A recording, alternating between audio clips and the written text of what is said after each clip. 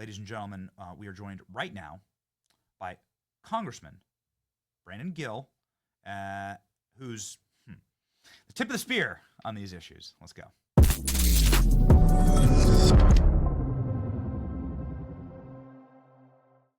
Congressman, welcome to the program. Glad to finally have you. Benny, thanks for having me on. It's an honor to be here. I have to say, you do incredible work, so I'm really thrilled to join. You know, incredible work. So there's good work and then there's bad work. The judiciary is doing very bad work right now, and you are leading the charge to impeach these judges. And I know we're talking a lot about the Kennedy files on the show, but I want to get to that because I know our time is short. Do you believe that these Congress has the right to defund federal judges? You don't have to go through an impeachment. You don't have to get 67 senators would be tough, bro, to get an impeachment of a judge. That's tough no matter what. But you could defund entire districts of these judges, or you could do away with the districts. It's entirely in the purview of Congress. What is the strategy right now to stop these extrajudicial encroachments on Article 2 powers for President Trump? Yeah, the strategy I support is kind of an all of the above approach. We have, as you've talked about a lot, and as the American people can see very clearly, several rogue district court judges, primarily out of DC, which are taking it upon themselves to act virtually as commander-in-chief and usurp the president's constitutional authority. This is plenary Article 2 authority that the president is using to protect our country from invasions and to run our foreign policy, something the courts have no jurisdiction over.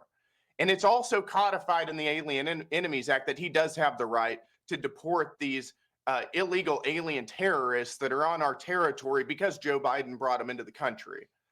But this is the president's power that's being usurped from the courts. There are several ways to go about this, and one of them is impeachment. I, of course, issued or put forward some impeachment articles earlier this week. I think that is a route we should pursue aggressively. But to your point, there are other ways. There are defunding certain judges or the courts. There's also ways that we can restructure the courts, and we can say maybe we can statutorily limit the jurisdiction of DC circuit courts who are taking it upon themselves to act as president of the United States. I support all of the above, and I think we need to move aggressively. And I think that's the most important thing here, because the American people are not going to sit around and wait and burn valuable time in the Trump presidency litigating these cases for months. We've got to move fast. Very interesting that you bring up that strategy, because it's clearly what's going on here.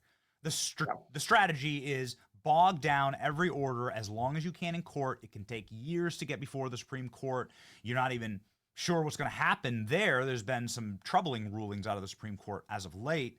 But nonetheless, that's the goal. And so if you can get these injunctions, you can just stop the Trump and everything that the American public voted for. You can just stop it. You can enjoin it, and you can bog it down, and you can just cancel the Trump presidency. Is this the new strategy? Yes, what you said there is so insightful, because that's exactly what they're doing. If you think back to the first Trump presidency, you saw so many, every court was trying to litigate every little action the president was doing, and it did bog him down. He had to use his time and his team's time and their resources to litigate powers that he already had to begin with. You saw a similar form of lawfare under the Biden administration whenever they would target, and this is a little different, but they would target concerned parents or Catholics who celebrate the Latin Mass, or they would go after their political enemies. And the goal there was to drag people through a disgusting, time-consuming, expensive process. The process itself is the punishment. And in this case here, and you see this across several judges, what they want to do is tie up the president's resources and time and his team's time litigating powers that he has already right now. And the goal is to stop him from executing on the mandate that voters gave him. They know, I think that this judge knows very well that he may lose this case if it goes to appeal. If it goes to the Supreme Court, he may lose. But to a certain degree, tying the president up for months in litigation is a win for the left. And that's a problem. And that's why I think we've got to be aggressive in going after these courts. Now, what I would love to see is the Supreme Court take up this case in an expedited manner. so that they can overturn this ruling quickly. Then maybe Congress wouldn't, we wouldn't have to go to impeachment for some of this. I think we probably should anyways, but it wouldn't be as a, we wouldn't need to do it on such an expedited manner. But it doesn't look like that's happening right now. I hope that that changes. But the point is, we've got to move, whether it's the Supreme Court or Congress, we've got to move fast, because this delaying tactic is the purpose here. I don't understand how you can have an executive branch in this style of system. So with every single breath that Donald Trump takes, if a judge unelected can, from a lower, inferior court, can enjoin it, then you don't have a presidency. You certainly don't have any powers of the presidency, because there is no limiting principle here, Congressman. At what point does the president, who's trying to order troop movements or an aircraft carrier or fly an Air Force One, where's the limiting principle? So a judge can pretty much enjoin Air Force One movements and say you're not allowed to go there. You have to report to me if you want to use Air Force One. That's what's happening here. Yes, that's exactly right. And think through what happened here. The president and Marco Rubio were conducting bilateral diplomacy with El Salvador, something that this court knew nothing about. This was something that was done. Some of this was classified and done in secret, which is as it should have been. Bilateral diplomacy. And they can, this is a massive sort of operation here. You've got to get all of these terrorists. You've got to get law enforcement involved. You've got to operate these planes to send them to El Salvador. The judge knew none of that. He didn't know anything that was going on. He didn't know whether we had the capacity to take these people back. Once he ordered the planes midair to come back into the United States, he didn't know anything about the flight crew that was on there, how much rest they had, how much fuel was on those planes. He knew nothing about the logistics, and he shouldn't have. That wasn't his job. That was the job of the president. But that job is being usurped by district courts. And you're right, this is a fundamental attack on our constitutional republic and on the separation of powers. These are plenary powers, non-justiciable plenary powers of the president under Article 2 of the Constitution to conduct our foreign policy and to keep the American people safe from invasion and to repel alien enemies, a policy that is not only in the Constitution, but codified in the Alien Enemies Act that President Trump was invoking. This has nothing to do with a district court. But more broadly, to your point, if we see this across the presidency, right? You've got a unelected rogue bureaucracy right now that is ignoring the president's orders. And then you have a judiciary that is backing them up every step of the way. And it renders our elections virtually useless if we allow this to continue.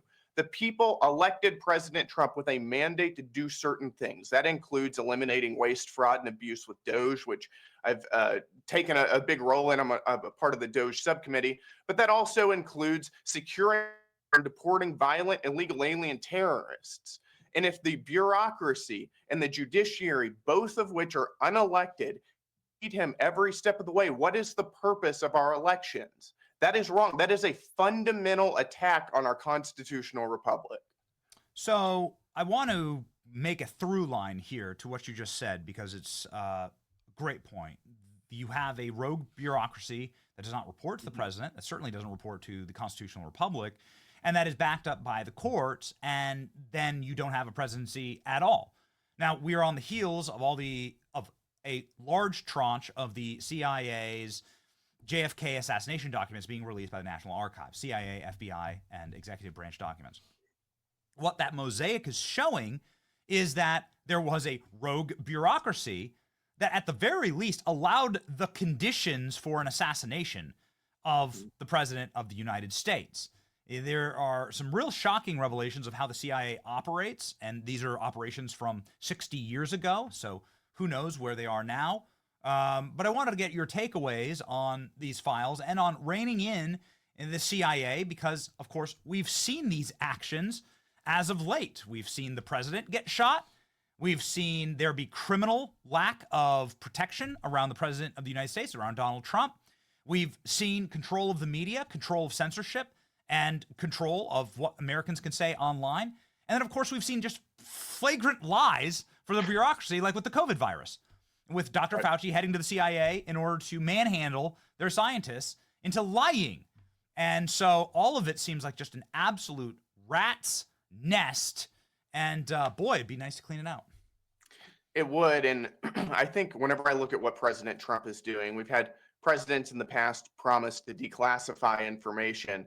President Trump is actually delivering here. There are 80,000 documents that he is declassifying. They're already declassified. They're in the process of digitizing those documents. Last I saw, about 30,000 or just over 30,000 of them had been digitized. They're still working through that. They're working through a few more redactions that they have to go through a court process. But this is a huge, huge win for transparency. This is a president that is delivering on his promises to tell the American people things that they should know about what their government is doing, particularly things that happened 60 years ago.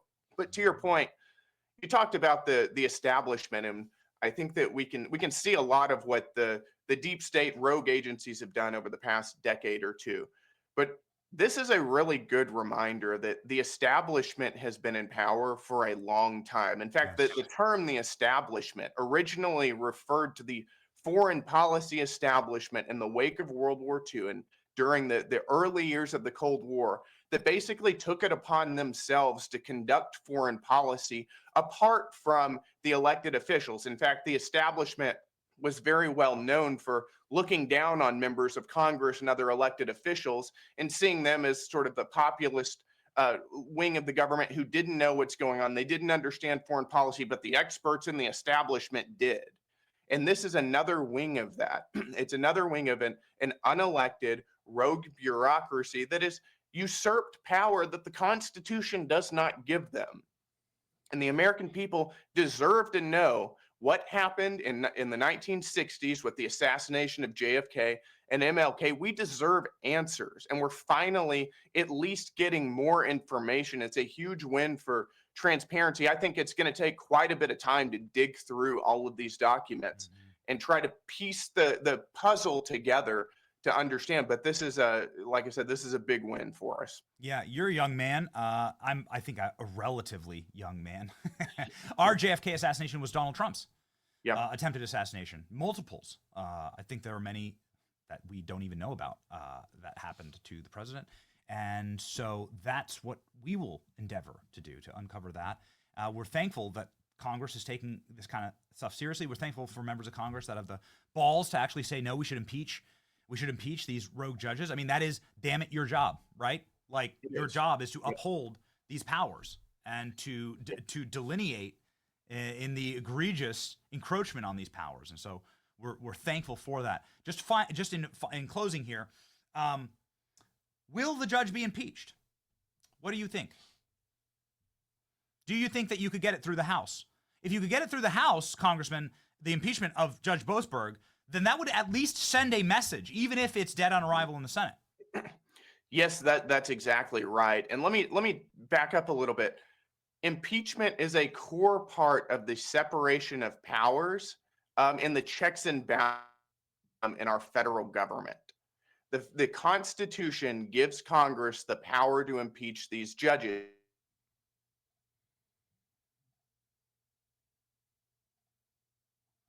We apologize, ladies and gentlemen. We have a freeze here. Okay, hey, there you go, Congressman. I think we're back. Can I get a sound test? There we go. Okay, all right. Little technical error there. I apologize. Yeah, do a show. It always happens like this. Do a show on the CIA and their secrets, and everything gets ching, ching, ding, ding, ding, ding, ding. Yeah. Yep. Okay. All right. Here we go. Everything we say is between you, me, the listeners, and the FBI and the CIA who are dialing in here, and our wives. Yeah. Exactly. Please, just a continuation of that thought, and then I know we can close. And this is a core part of our checks and balances. This is a power that the Constitution gives Congress to keep the judiciary in check and make sure. Remember, we all swear an oath to uphold the Constitution. That's not something that is exclusive to the judiciary. I took that oath. The president took that oath as well. And we've got to, the only way checks and balances work, another way to put it, is if there's a little bit of tension in between the different branches. And I think that impeaching this judge for a broad, radical overreach of his authority, which by the way, is causing a constitutional crisis. This impeachment is not causing a constitutional crisis. Judge Boasberg is causing a constitutional crisis. That is a way to bring the rein in an overreaching judiciary that is being politicized and would send a very strong message. Yeah, I would love to see it. They'll stop doing it.